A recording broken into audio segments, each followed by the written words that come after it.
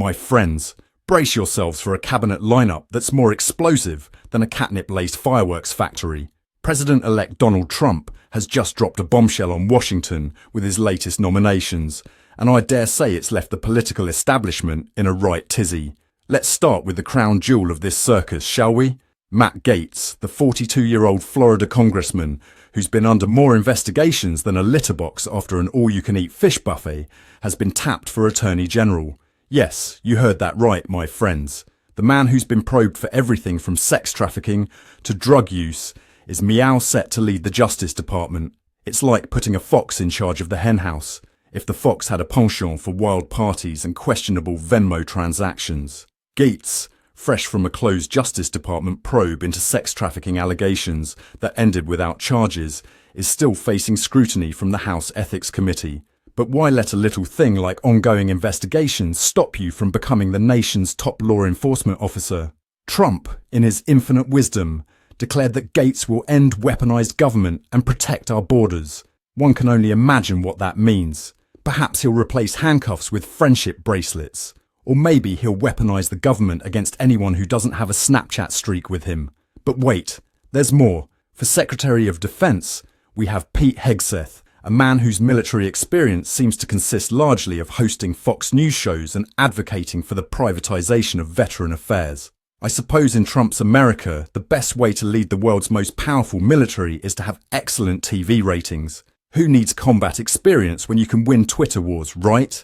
Hegseth's strategy for national defense might involve deploying troops based on Nielsen ratings rather than actual threats. Breaking news, we're invading TikTok, and let's not forget the piece de resistance, Tulsi Gabbard as Director of National Intelligence. Yes, the former Democrat who's made more political U-turns than a cat chasing a laser pointer.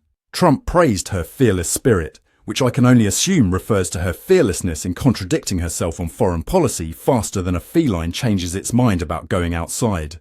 Perhaps she'll bring her unique brand of diplomacy to the intelligence community. Maybe we'll start solving international crises with surfing competitions. Today's top secret briefing. The waves in Russia are totally gnarly, dude. Now, my friends, if you're feeling a bit dizzy from all this spinning, do give this video a like and subscribe. We'll need all the moral support we can get for the next 4 years of this political roller coaster. If you're as baffled by these appointments as a cat in a dog park, hit that like button and subscribe for more political pandemonium. The reactions to these nominations have been, shall we say, colourful.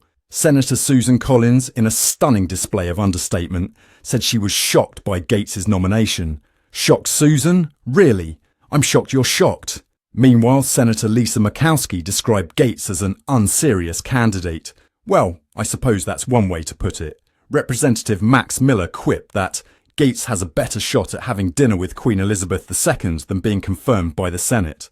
I dare say even Her Late Majesty might have raised an eyebrow at this lot. But let's not forget the economic implications of this cabinet of curiosities. With Gaetz at the helm of the DOJ, we might see a boom in the party planning industry. After all, who needs boring old law enforcement when you can have a non-stop Florida beach bash? And with Hegseth in charge of defense, we might see a surge in the privatization of, well, everything. Why stop at veteran affairs when you can franchise out the entire military? Today's war is brought to you by, as for Gabbard's role in intelligence, perhaps we'll see a new era of diplomatic surfing competitions. Who needs spy satellites when you can gather intel while hanging 10? It's a brave new world, my friends, where the line between politics and satire is blurrier than a cat's vision after a catnip bender. Now, some might argue that these nominations represent a shift towards loyalty over experience. But I say, why settle for boring old qualifications when you can have a cabinet that's more entertaining than a box full of kittens? Who needs stability when you can have constant surprise? It's like waking up every day to a new episode of The Apprentice Government Edition. Let's not forget how we got here, shall we? Trump's triumphant return to power came after a nail-biting victory over Kamala Harris on November 5, 2024. The electoral map looked like someone had spilled red paint all over it, with Trump securing 312 electoral votes. It seems the American people decided they preferred their politics with a side of chaos and a sprinkle of Twitter tirades. But here's the kicker, my friends. Trump, ever the crafty feline, has suggested using recess appointments to bypass those pesky Senate confirmations. It's like changing the rules of hide and seek when you're about to be found. No, I said we're playing tag now. One can only imagine the future cabinet meetings. Picture it. Gaetz discussing law enforcement strategies while dodging ethics questions. Hegseth planning military operations based on Fox News polls. And Gabbard, well, who knows which side of the room she'll be sitting on by then. Speaking of Gabbard, let's dive into her fascinating political journey, shall we? She's gone from being a Democrat to a Trump supporter faster than a cat changes its mind about going outside. Her controversial foreign policy views, particularly her stance on Russia, are about as consistent as a cat's affection. One moment she's criticising US military interventions, the next she's suggesting Putin had legitimate security concerns about Ukraine. I can't wait to see how she applies this flip-flopping expertise to intelligence gathering. Perhaps she'll introduce a new strategy, confuse our enemies by constantly changing our position. Now, let's talk about how these nominations might affect our relationships with allies and adversaries. With Gaetz as Attorney General, our allies might start treating us like that one friend who always shows up to parties uninvited and causes a scene.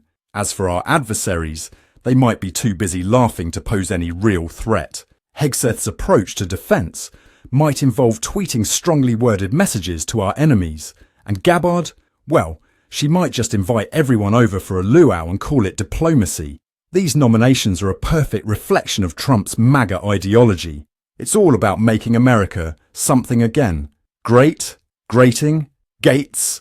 Who knows at this point? What we do know is that future governance under this administration promises to be as unpredictable as a cat in a room full of cucumbers. Let's take a moment to compare these selections to Trump's first-term cabinet. Back then, we had such classics as the Mooch, lasting a whopping 10 days as communications director.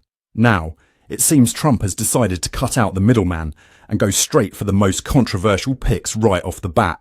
It's like he's playing cabinet bingo and trying to fill every square with scandal or unqualified.